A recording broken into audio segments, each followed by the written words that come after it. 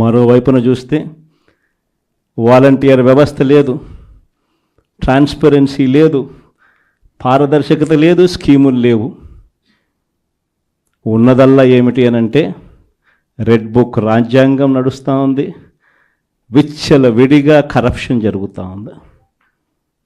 మామూలు స్థాయిలో కాదు, విచ్చల విడిగా కరప్షన్ జరుగుతూ ఉంది. పోలీసులు పూర్తిగా వీళ్ళ కాపలాదారులుగా వాడుకుంటా ఉన్నారు, వీళ్ళ బంట్రొత్తులుగా పోలీసులను వాడుకుంటా ఉన్న పరిస్థితులు కనిపిస్తూ ఉన్నాయి. ఇలాంటి పరిస్థితుల మధ్య జరుగుతూ ఉన్నాయి. రాష్ట్రంలో ఈ ఉప ఎన్నికలు జరిగాయి. నిజంగా కొన్ని ఉదాహరణలు చెప్తా. ఎంత దారుణమైన పరిస్థితిలో ఈ రాష్ట్రంలో ప్రజాస్వామ్యాన్ని వీళ్ళు నడిపిస్తూ ఉన్నారు అని అంటే, తిరుపతిలో మీ అందరికీ గుర్తుండే ఉంటుంది, 48 స్థానాలు మనం గెలిస్తే వాళ్ళు గెలిచింది 1 స్థానం. తిరుపతి పరిస్థితి, ప్రజలు ఓటేస్తే ఇచ్చిన తీర్పు ఏమైంది? అక్కడ తిరుపతిలో మొన్న ఈ మధ్యకాలంలోనే ఎన్నిక జరిగింది, డిప్యూటీ మేయర్ ఎలక్షన్లకు. ఏకంగా మన కార్పొరేటర్లు ప్రయాణం చేస్తూ ఉన్న బస్సును ఏకంగా పోలీసు వాళ్ళే అడ్డుకొని, పోలీసు వాళ్ళే దాన్ని బస్సును ఆపి, ఆ బస్సులో ఉన్న ఎమ్మెల్సీని, ఆ కార్పొరేటర్లను పోలీసుల ఆధ్వర్యంలోనే కిడ్నాప్. బస్సు నిజంగా సిగ్గుండాలి ఈ మాదిరిగా చేయడానికి. విశాఖపట్నంలో జరుగుతూ ఉంది. విశాఖపట్నంలో ఉన్న 98 స్థానాలకు 58 స్థానాల్లో 56 స్థానాల్లో వైసీపీ గెలిచింది. ప్రజాస్వామ్యంగా మేయర్, వైసీపీ మేయర్. అలాంటి ప్రజాస్వామ్యబద్ధంగా గెలిచిన మేయర్ మీద అవిశ్వాస తీర్మానం. మన కార్పొరేటర్లందరినీ మనం క్యాంపులోకి తీసుకొని పోయి మనోళ్ళు పాపం జాగ్రత్తగా పెట్టుకునే ప్రయత్నం మనోళ్ళు చేశారు. క్యాంపులు లేకపోతే ఇళ్లకు పోలీసులు వస్తున్నారు, వచ్చి భార్యలతో మీ మొగుళ్ళు ఏడుండారో మీరు చెప్పకపోతే మిమ్మల్ని స్టేషన్లోకి తీసుకొని పోతామని చెప్పి పోలీసులు. విశాఖపట్నంలో 40వ వార్డు కార్పొరేటర్ ఇంటికి పోలీసులు పోయి భార్యతో మాట్లాడిన మాటలు నిజంగా అసలు ఏమన్నా బుద్ధి జ్ఞానం ఉన్నోళ్ళు ఎవరైనా చేస్తారా? పోలీసుల్ని మాదిరిగా వాడుకునే కార్యక్రమం. రామగిరి మండలం, మన అనంతపురం జిల్లాలో, ఇక్కడ కూడా ఆశ్చర్యకరమైన విషయం. ఉన్నటి ఎన్ని ఎంపీటీసీలు అంటే 9 మనం గెలిస్తే వాళ్ళు 1 గెలిచినారు. అనంతపురం జిల్లాలో రామగిరి అనే మండలంలో ఈ కాన్స్టిట్యున్సీలో 10 ఉంటే వాళ్ళు 1, 9 మనకు. ఎవరు గెలిచాలి? యాక్చువల్గా మన వాళ్ళే గెలవాలి కదా, సంఖ్యాపరంగా చూసినా ఏం పరంగా చూసినా. కానీ పరిస్థితి ఏమిటి చూస్తే అక్కడ ఎస్ఐ మన ఎంపీటీసీలందరినీ కూడా ప్రయాణం చేస్తూ ఉన్నా ఏకంగా పోలీస్ ప్రొటెక్షన్ ఇచ్చి, నేను తీసుకుపోతాను మీ ఎంపీటీసీలందరినీ అని చెప్పి ఆయనే పోలీస్ ప్రొటెక్షన్ ఇచ్చినట్టుగా బిల్డప్ ఇచ్చి, కనీసం ఆయన తీసుకుపోతున్నాడు అంటే దారి మళ్ళిస్తాడు. దారి మళ్ళించి ఆయన కిడ్నాప్ స్వయంగా చేస్తాడు. చేసి అక్కడ వీడియో కాల్ పెడతాడు. తెలుగుదేశం పార్టీ ఎమ్మెల్యేతో video call, Telugu Desam party MLA ఆయన కొడుకు. వీడియో కాల్లో మన ఎంపీటీసీని ప్రలోభపెట్టే కార్యక్రమం ఎస్ఐ, ఒక బ్రోకర్గా ఎస్ఐ బిహేవ్ చేస్తాడు వీడియో కాల్ పెట్టి. అప్పటికి మన ఎంపీటీసీలు వినకపోయేసరికి ఏం చేశాడు? ఈయనే కిడ్నాప్ తీసుకొని పోయి ఏకంగా మండల కేంద్రాలయంలో వీళ్ళందరినీ నిర్బంధించి బైండ్ ఓవర్ చేస్తారు. అక్కడికి మన ఎమ్మెల్యే, మన మాజీ మంత్రి, అక్కడ మన మహిళ మాజీ మంత్రి ఇద్దరు వెళ్ళి అక్కడ ధర్నా చేయాల్సిన పరిస్థితిలోకి వాళ్ళు పోయి, మన ఎంపీటీసీలను మనం తీసుకొని మనం పోతే మన వాళ్ళ మీదనే కేసులు. చివరికి అంతటితో కూడా ఆగిపోలే. ఆ మండలంలో భయం రావాలట.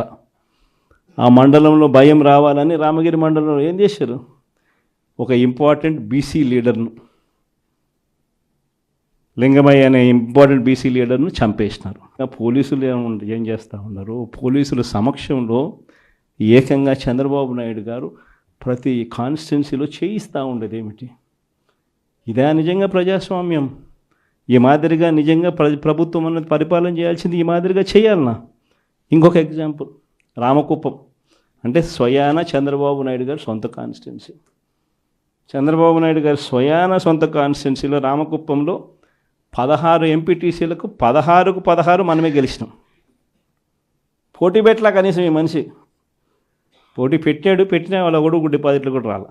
16 మనం గెలిస్తే అక్కడ ఎంపీటీసీ ఎన్నికల్లో మనకి ఎవరికి రావాలి మరి ఆ పోస్టు? మనకే రావాలి కదా. అక్కడలా 6 మందిని ప్రలోభ పెట్టాడు, పట్టి 6 మందిని తీసుకున్నాడు. సరే 6 మందిని ప్రలోభ పెట్టి తీసుకుపోయినా కానీ మిగిలిన 9 మంది మనం మిగిలిన ఒకరేదో చనిపోవడమో అనర్హత జరిగింది, మిగిలిన 9 మంది మన దగ్గరే ఉండరు. అట్లా వేసుకున్నా మనమే గెలవాలి కదా. ఏం చేస్తున్నాడు?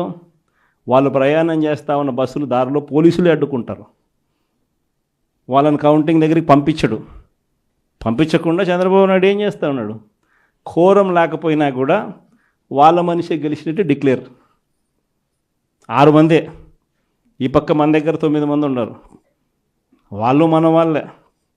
ఈయన ప్రలోభ పెట్టి తీసుకున్నాడు, కనీసం అక్కడైనా గెలవాలంటే కోరం అన్నా ఉండాలి, అది లేదు. స్వయాన చంద్రబాబు నాయుడు గారు సొంత కాన్స్టిట్యున్సీ పోలీసులను ఈ మాదిరిగా వాడుకొని వ్యవస్థను కోరం లేకపోయినా కూడా డిక్లేర్ చేయించుకొని, అది కూడా ఏంది, ఒక చిన్న ఎంపీపీ పోస్టు, ముఖ్యమంత్రి స్థానంలో కూర్చున్నాడు మనిషి. రాష్ట్రానికి కుప్పానికి ఆయన ఎమ్మెల్యే అయినా కానీ ఒక ఎంపీపీ స్థానానికి ముఖ్యమంత్రి స్థానంలో ఉన్న వ్యక్తి బలం లేకపోయినా నెంబర్లు లేకపోయినా వ్యవహరిస్తూ ఉన్న తీరు ఇది. ఇంకొకటి గోపవరం, ఇది మా కడప జిల్లా. దీంట్లో ఉప సర్పంచ్ పదవికి ప్రొద్దుటూరు కాన్స్టిట్యున్సీ నియోజకవర్గంలో ఉప సర్పంచ్ పదవికి సంబంధించిన ఎన్నిక. ఇందులో 19 గెలిచాం మనం, వాళ్ళు గెలిచింది కేవలం ఒక 4 ప్రలోభ పెట్టి తీసుకున్నారు. అయినా కూడా వాళ్ళ బలం ఎంత? ఆ 1 + ఈ 4 5, మిగిలిన 15 మనవే. ఏం చేస్తూ ఉన్నారు? ఉప సర్పంచ్ పదవి కౌంటింగ్ హాల్లోకి మేమే తీసుకొని పోతాం ఈ 15 మందిని అని చెప్పి వీళ్ళే పోలీసులు బండ్లో ఎక్కించుకొని వీళ్ళని తీసుకొని పోయి తెలుగుదేశం పార్టీ సభ్యులు ఉన్న చోట, మనుషులున్న చోట ఇడిచిపెట్టేసి వచ్చేసినారు. అంటే వాళ్ళను కొట్టమని, దౌర్జన్యం చేయమని, రానికుండా చేయమని చెప్పి పోలీసులు. అయినా కానీ వెనకాల మన జీపులు ఫాలో అవుతూ ఉన్నాయి కాబట్టి వెంటనే వాళ్ళని ఎక్కించుకొని మళ్ళీ తీసుకొని పోయేసరికి కౌంటింగ్ హాల్లోకి పోయేసరికి మన ఎమ్మెల్యే అభ్యర్థిని లోపలికి పంపించరు. మన ఎమ్మెల్యే అభ్యర్థి రారు, కానీ వాళ్ళ మనుషులందరూ లోపల ఉంటారు. అక్కడ ఇంకా నకిలీ వార్డు మెంబర్లతో ఐడి కార్డులు క్రియేట్ చేసి ఎన్నికల అధికారి లాస్ట్కి అది నకిలీ, ఇవి మేము ఒప్పుకోము అని చెప్తే ఎన్నిక వాయిదా జరిగింది. అది రెండో రోజు మళ్ళీ ఎన్నికకి పిలిచినారు.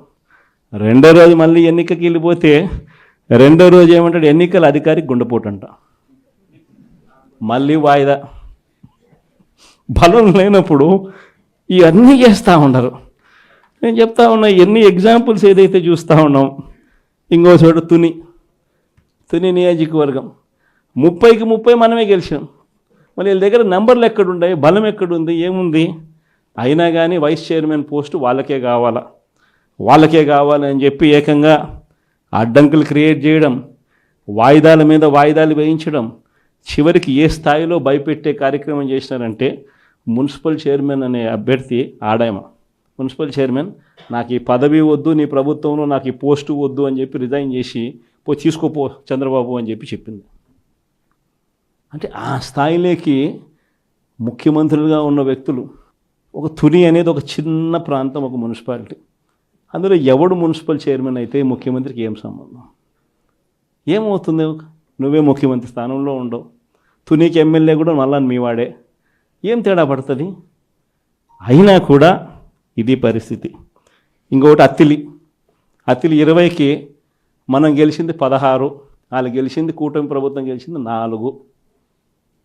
ఆ 16లో ఒకడు సమ్ రీజన్ తను డిస్క్వాలిఫై అయినాడు. అంటే 15 మనకు, 4 వాళ్లకు. మరి ఎన్నికలు మనమే గెలవాలి కదా, అందరూ మన దగ్గరనే ఉండరు. చేసి ఎన్నికల అధికారి లాస్ట్కి అది నకిలీ, ఇవి మేము ఒప్పుకోము అని చెప్తే ఎన్నిక వాయిదా జరిగింది. అది రెండో రోజు మళ్ళీ ఎన్నికకి పిలిచినారు. రెండో రోజు మళ్ళీ ఎన్నికకి వెళ్ళిపోతే రెండో రోజు ఏమంటాడు, ఎన్నికల అధికారి గుండెపోటు అంట, మళ్ళీ వాయిదా. బలం లేనప్పుడు ఇవన్నీ చేస్తూ ఉండరు. నేను చెప్తా ఉన్నా, ఎన్ని ఎగ్జాంపుల్స్ ఏదైతే చూస్తూ ఉన్నాం. ఇంకో చోట తుని నియోజకవర్గం 30కి 30 మనమే గెలిచాం. మరి వీళ్ళ దగ్గర నెంబర్లు ఎక్కడున్నాయి, బలం ఎక్కడుంది, ఏముంది?